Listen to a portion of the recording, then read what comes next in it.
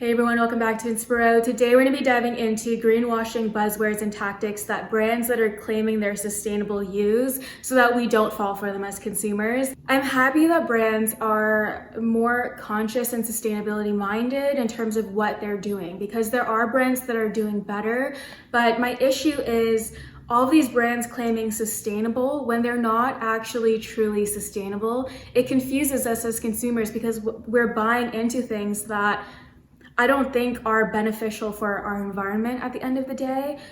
So I hope that this video can help improve our literacy and understanding around these terms. None of these terms are bad. I think we just need to kind of sort out what they truly mean. Because at the end of the day, we as consumers should be buying things only when we know they're not going to harm the environment when we're done with them, or even along the way when they're produced, right? If the garment still ends up in a landfill and sits in that landfill without breaking down in a reasonable amount of time, that isn't true sustainability. True sustainability thinks about the end of life of a garment or a product and all of the energy and emissions created and used along the way and the tangible waste. So when we're thinking about a truly sustainable brand, they need to be producing in a circular and closed-looped system. They need to be net zero waste, carbon neutral in terms of their emissions. They need to be inclusive, meaning that their sizing is accessible for everybody that wears clothing. And in terms of that closed-looped circular design process, it means that they're using fibers that are regenerative, so they don't ruin the land that they're grown on. They actually help the land in a way that is positively impacting the environment. They're also biodegradable and or fully recyclable at the end of its life. That is a closed-looped system. So what we're taking from the earth doesn't harm the earth, and when it goes back into the earth, it breaks down back into nutrients that then continue to provide good fibers. Something that's been on my mind recently, especially with that clock unveiled that's counting down the time that we have, the 7 years that we have until climate change is irreversible, is do we have the luxury to continue to support these brands that are saying they are going to do better and committing to these things? Or should we actually be investing in and choosing to only support the brands that are operating in a truly sustainable model? It seems like the latter, but then does that even exist right now? Are there any brands doing that? We know that government needs to step in and force these brands and companies to change, right? Like, I wish that they would just say, Zara, H&M, all of these fast fashion brands, you need to stop production right now and start producing in a fully sustainable, carbon neutral way. Is that possible? What would that look like? How would that affect the global fashion system? Maybe it's the smaller ones that are coming in to try to revolutionize this industry, but when we're talking about smaller brands, is it even financially possible for them to achieve and produce in this truly sustainable, closed-looped system when they're just starting off small? Maybe in the beginning, when you're starting off small, you can only do certain things in this list of trying to be fully sustainable, and eventually the goal is to become truly sustainable when you have the resources to do it. So is it just on us as consumers to pinpoint who those brands are that we believe are actually committed to doing that, and then fully shifting our dollars as consumers as a whole to support that in order to impact change bottom up too? I don't know. There's no one answer, but I think it's something that we need to continue to think about and have conversations about. I'm sure it's all going to work together in the system that we're in right now. I know this can feel like such a downer when we really think about how there might be no brands that are truly sustainable, or there are the ones that are at the forefront, which I do really believe. It is a good thing for us to continue to research brands to make sure that they are committed to trying to get to a fully sustainable model. Where when we're talking about this now, I really want to know why not many brands are doing it, Netflix, if you're watching this, I want to make a series where I try to start a fully sustainable closed-looped fashion business, a fashion brand. and to actually expose all of the decisions that have to be made along the way and be fully transparent about what that means for pricing, what that means for quality, what that means for production, and if it's even possible. And if it is, that then shows that other brands out there are just so absorbed in capitalism and greed, right? Maybe you need to be a billionaire or a trillionaire to make it happen. So, and that is the system, if that's the case. Our corrupt capitalist system. Anyway, this intro turned into a very long rant, but I think it's important to introduce the conversation that way and set the tone to make sure that we're all on the same page. But let's get into these buzzwords. First term is conscious. So when a brand says that they're conscious, it could be good or bad depending on how they use it. When it is a fast fashion brand like Zara or H&M that launches a conscious line or a Join Life line where they're conscious of using better materials, what that basically means is that they know that they're the problem with fashion and they're trying to get more money from you, okay? So they're saying, all right, we are conscious of all of these issues. What are we gonna do about it? We're not gonna treat our workers ethically, no. We're not gonna cut down on our problematic production levels, no. We're just going to slip some recycled polyester into our fabrics, or we're going to use some organic cotton here and there, and that's gonna make consumers feel better. That's usually where I see the term conscious being used. Of course, when there are smaller brands or when they're actually committed to doing better, they're using the word conscious in a way that describes all the things that they're doing, right? From ethical labor to the fabrics that they use, et cetera, et cetera. So it depends on the context, obviously, where I do think claiming that you're a conscious brand is better than claiming that you're a sustainable brand when you're not truly sustainable. But another word to use is like more sustainability minded. Obviously, the whole issue here is that there is no true definitions for any of this in the industry, so people kind of just use them all over the place, right?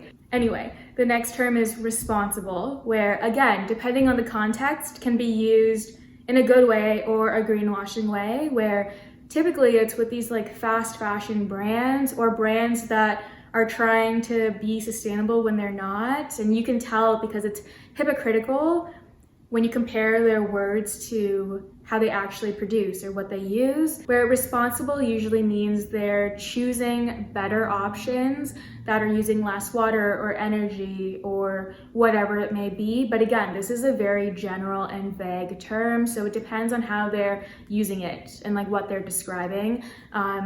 But when a brand says that they're using responsible materials, that could mean anything, right? That could be H&M saying that they use responsible materials, and then you look and it's just cotton because it's natural versus poly, which is synthetic. Like, that's how vague it is. But on the flip side of that, when it's a better brand saying that they are using responsible materials or producing responsibly, it's better to dive deeper into what that actually means in both cases, where you can be responsibly producing, so you're limiting your production runs, or you could be using responsible materials, meaning that they're fully traceable or they're dyed without harmful chemicals, you know what I mean? So just something to look out for. But just claiming that you're using responsible materials or responsible production doesn't mean anything. The next word is upcycling or upcycled, and I want to talk about the difference between upcycling and recycling or recycled. So both upcycling and recycling reduces the amount of waste going into landfills because they're using these waste materials in order to produce clothing when we're talking about fashion. So a lot of the times it's to make fiber. And I honestly feel like sometimes brands use the wrong words for it, or it's a greenwashing play. When we're talking about upcycling something, it's when they take something that would otherwise go to the landfills and create something with that fiber or that material that has more value, or sometimes it means it also holds the same quality, so it doesn't actually degrade like the quality of the fiber, let's say. So the most common way I've seen brands use this is when they're using upcycled fabrics. So usually they'll have these old t-shirts that they shred down into fiber and then use to create new garments. And then when you're recycling, it's kind of similar where you're taking these like fibers or fabrics that are going to end up being waste, and you're shredding them down and then reusing them to create garments. But in this process, the quality is a little bit like worse, where the fiber breaks down a little bit, let's say, every time that it's recycled. And the most popular way that recycling or recycled fabrics is used is recycled polyester. So we're seeing rPET, recycled nylon, especially in activewear. This is really big. The thing with this is, yes, it's a fiber that has blown up because it is a more sustainable option, but it's because we have so much plastic waste. So of course, there's going to be all this synthetic fiber that people are going to be able to reuse, right? I think with both recycling and upcycling, it's great because it's prolonging the life of otherwise like waste materials that are going to end up in landfills. But at the end of the day, it's still going to end up in landfills. So that's what we have to be careful of. What I look for when a brand uses recycled or upcycled products or fibers in their garments is if they have a recycling program. For example, the Re-Girlfriend program with Girlfriend, and how they take back their leggings to break down and recycle their recycled fibers. Or even with Eileen Fisher Renew, where you can send back your Eileen Fisher pieces and they will either break it down to reuse the fiber or even repair them. These are all great ways that you continue to keep these garments in this closed loop system so they don't end up at the landfill. When we're looking at these take back programs or these recycling programs, like, yeah, H&M might have one or whatever, but the key is that they're producing and designing with fully recyclable system in mind. So that's what something Girlfriend is doing. With their leggings, for example, they're using recycled fiber that can continue to be recycled. And that is important because a lot of the times you can opt for cheaper recycled fibers that continue to break down. That's why you have to continue to mix them with virgin fibers.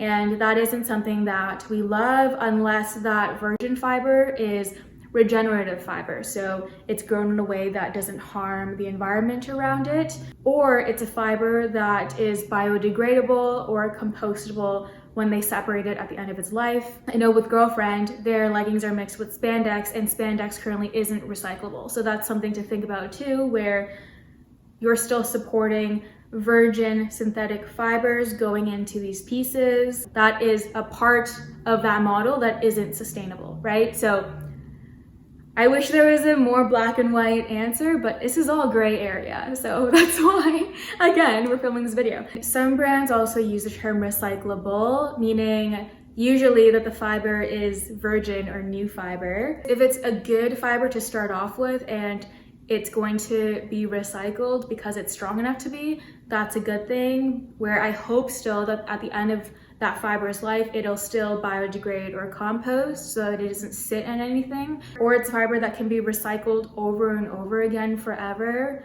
where those types of fibers I'm sure have to start off new and virgin anyway.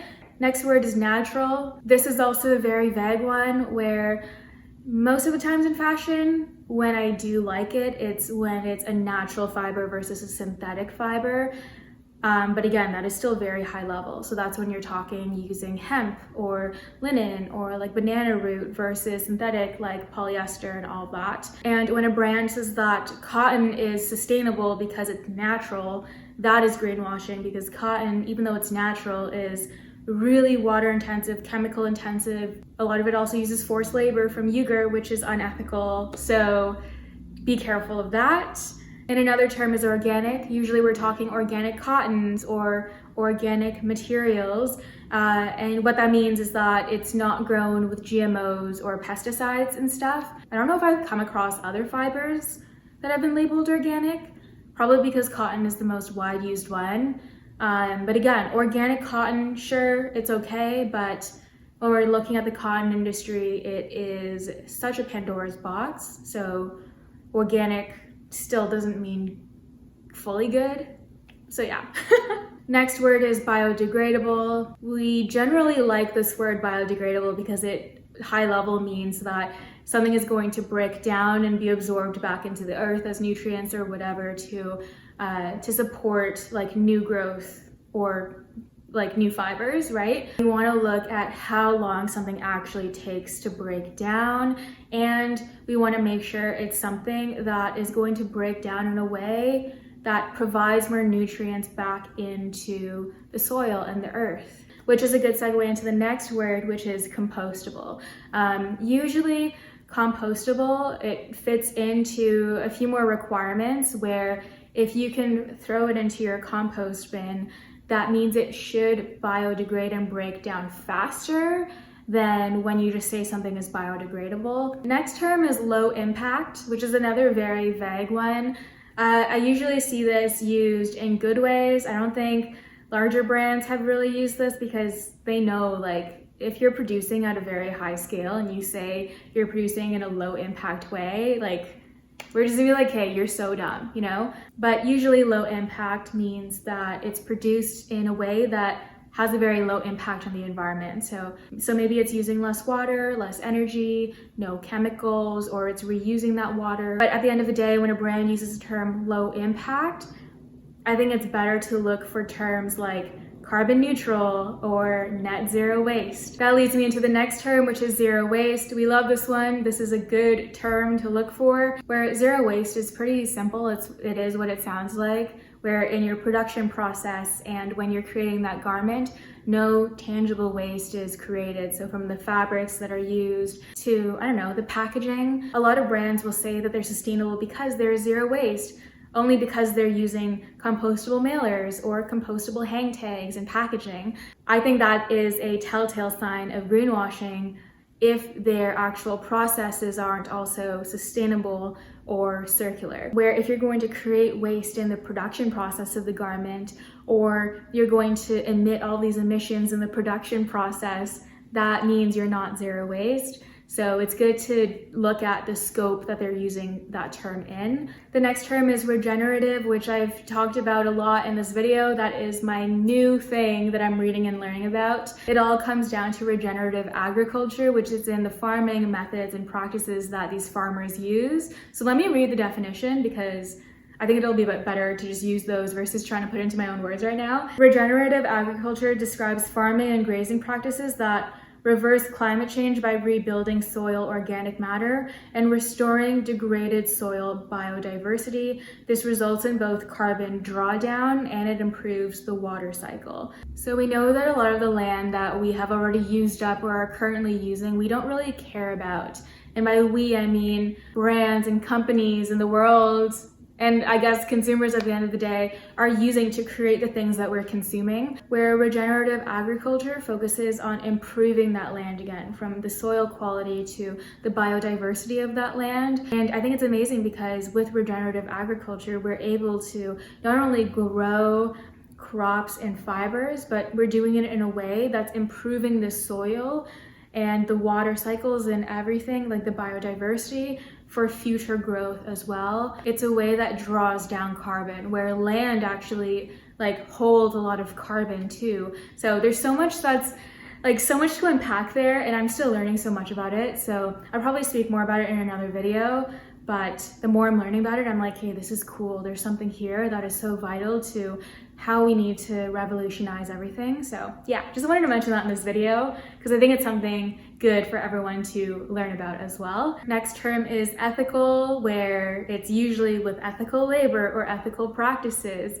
But something that I've been noticing recently is a lot of brands will say that they're ethical and just leave it at that. But I think it's so important to dive into when a brand claims that they're ethical, to look for the right certifications, to look for if they pay living wages. The more I'm reading about it too, like there's only so much that I can research as me as a consumer, where certain certifications, even if they are the industry standard, what does that actually mean? If a factory complies to all of these standards, how do we know that those are actually good standards? Or when they're paid at least industry minimum wage, how do we know that's enough? And if that's even close to a living wage? But a lot of the times, that falls under the category of ethical labor. I don't know, like as we're just being more cautious as consumers, I'm starting to have all these question marks of, okay, you're saying this, but how do I actually believe you? How do you actually prove it to me? You know what I mean? And I don't really know what that looks like right now, but it's just something I've been thinking about. Most brands now though will say, okay, ethical labor because XYZ with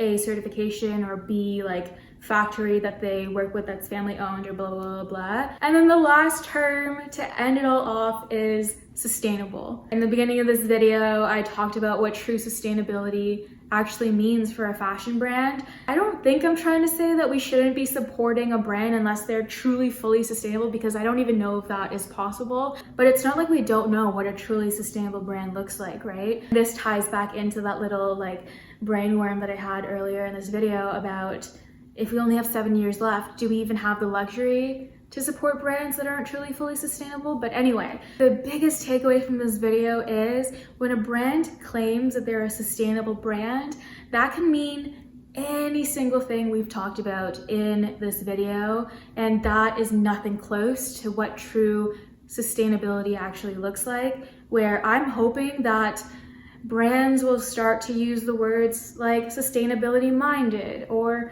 conscious when they're not truly sustainable, because at the end of the day that just confuses consumers, and that is greenwashing. We just need to be thinking about the end of life of garments. We need to be reducing the amount of shit that we're sending to landfills. We need to be reducing the amount of fossil fuels that we're using. We need to be reducing the amount of carbon emissions that we're producing, you know what I mean? So that is what we need to be thinking about when we're trying to choose whether to support this sustainable brand or that sustainable brand.